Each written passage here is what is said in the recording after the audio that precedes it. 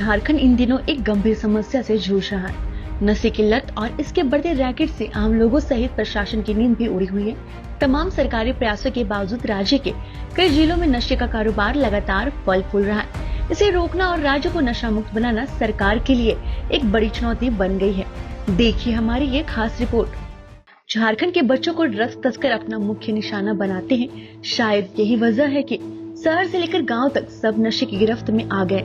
सरकार भी मानती है कि यह वाकई चिंता का विषय है। आज राज्य का हर जिला नशे से बुरी तरह प्रभावित है, जिसकी रोकथाम के लिए प्रशासनिक पहल के साथ साथ जागरूकता के जरिए प्रयास किए जा रहे हैं। हालांकि सरकारी प्रयास नाकाफी साबित हो रहे हैं। झारखंड में नशे का कारोबार कितनी तेजी से फैल रहा है, इसका अंदाजा इसी बात से लगाया जा सकता है कि इस साल अब तक कई तस्कर गिरफ्तार हो चुके हैं और उनसे करोड़ रुपए से ज्यादा के नशीले पदार्थ जब्त किए जा चुके हैं। भारतीय जनता पार्टी ने झारखंड में इस कारोबार के फलने फूलने का टिकरा राज्य सरकार पर फोड़ा है।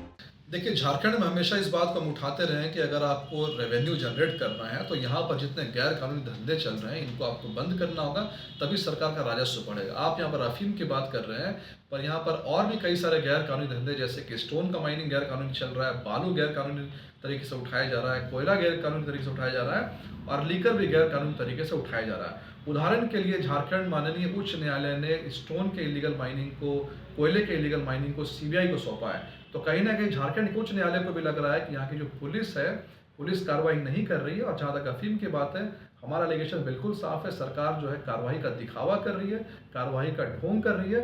अगर सरकार सही में चाहे तो अफीम के इस धंधे को एक हफ्ते के अंदर बंद कर सकती है। वहीं पुलिस प्रशासन अभियान चलाकर अफीम की खेती को नष्ट कर रही है।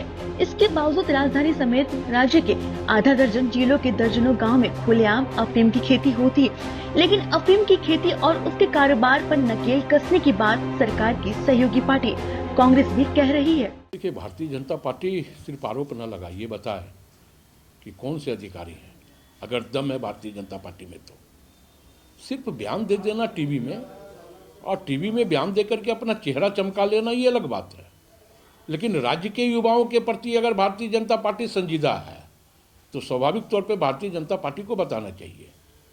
हमारी सरकार इस दिशा में लगातार प्रयास कर रही है।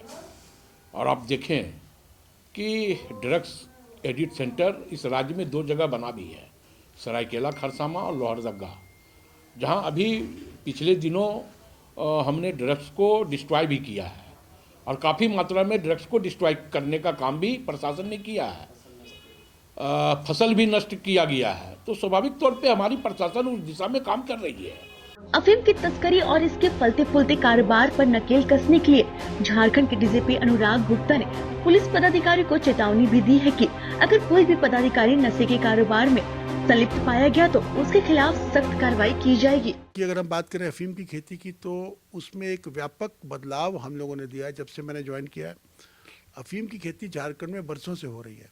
अभी तक क्या हो रहा था, खेती होती थी, खेती को उखाड़ा जाता था, परंतु इसमें कोई एफआईआर नहीं की जाती थी।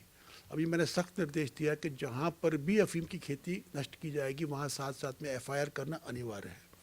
और एफआईआर ही नहीं करना है, लोगों को पकड़ना है। क्योंकि जब तक हम लोग इसके पीछे लिप्त लोगों को पकड़ के जेल नहीं भेजेंगे तब तक ये रुकने वाली नहीं है। ये साल बाय साल झारखंड में चल रहा था। हर साल खेती होती थी, खेती उखाड़ी जाती थी।